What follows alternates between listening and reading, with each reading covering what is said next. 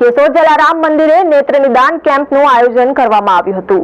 આજરોજ કેશોદના આંબાવાડી વિસ્તારમાં આવેલ જલારામ મંદિરે નેત્ર નિદાન કેમ્પ તથા સાંધાના દુખાવાનો કેમ્પ તેમજ હોમિયોપેથીઓનું કેમ્પ યોજાયું હતું, જેમાં રણછોડદાસજી હોસ્પિટલ રાજકોટના સહયોગથી નેત્ર નિદાન કેમ્પ ડોક્ટર ભૂમિ વણપરિયા દ્વારા સાંધાના કોઈ પણ દુખાવા માટે સારવાર નિઃશુલ્ક રાખવામાં આવ્યો હતો, જેમાં લોકોએ મોટી સંખ્યામાં લાભ લીધો હતો તથા ડોક્ટર નિકિતા પટેલ દ્વારા હોમિયોપેથિકની દવા નિઃશુલ્ક આપવામાં આવી તેમજ હોમિયોપેથીની સારવારની માહિતી પણ અપાઈ। જલારામ મંદિરના ટ્રસ્ટી દિનેશભાઈ કાનબારાના જણાવ્યા અનુસાર કેશોદ જલારામ મંદિર ખાતે છેલ્લા ઘણા વર્ષથી યોજાતા નિઃશુલ્ક નેત્ર નિદાન કેમ્પમાં અત્યાર સુધીમાં 311 જેટલા નેત્ર નિદાન કેમ્પ યોજાયા છે, જેમાં લગભગ 22,180 જેટલા મોતિયાના દર્દીઓની ફ્રી ઓપરેશન રણછોડદાસજી હોસ્પિટલ દ્વારા કરવામાં આવી છે, જેથી લોકોને લાખો રૂપિયાની રાહત થઈ છે। જલારામ મંદિરે પહેલા અને ત્રીજા રવિવારે વર્ષોથી રણછોડદાસજી આશ્રમ ટ્રસ્ટ રાજકોટના સહયોગથી નેત્ર નિદાન કેમ્પ રાખ્યો છે।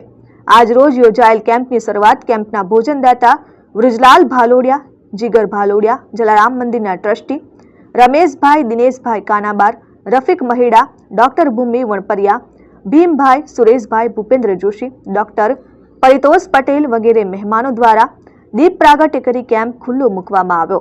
આ નેત્ર નિદાન કેમ્પમાં 300 જેટલા દર્દીઓને ડોક્ટર પરિતોષ પટેલ અને શ્વેતા પટેલ દ્વારા તપાસીને 118 બસ દ્વારા દર્દીઓને ઓપરેશન માટે રાજકોટ રણછોડદાસજી હોસ્પિટલમાં મોકલવામાં આવ્યા હતા। લગભગ 300 દર્દીઓને તપાસી અને 118 દર્દીઓને ઓપરેશન માટે રાજકોટ રણછોડદાસજી આશ્રમની અંદર મોકલવામાં આવેલા છે।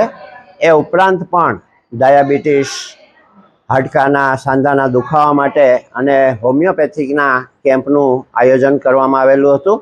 હોમિયોપેથિકની અંદર લગભગ 300 દર્દીઓને માર્ગદર્શન આપી અને લગભગ 60 જેટલા દર્દીઓને દવાઓ પણ આપવામાં આવેલી હતી। આ કેમ્પની અંદર અત્યાર સુધીમાં લગભગ 22,000 ઉપરાંત દર્દીઓ જે છે એને આંખનું નવી એક દ્રષ્ટિ આપવામાં આવેલી છે અને એ રીતે આ 311મો આજનો આ કેમ્પ હતો। Aniruddhsinh Babariya, RN news, Keshod.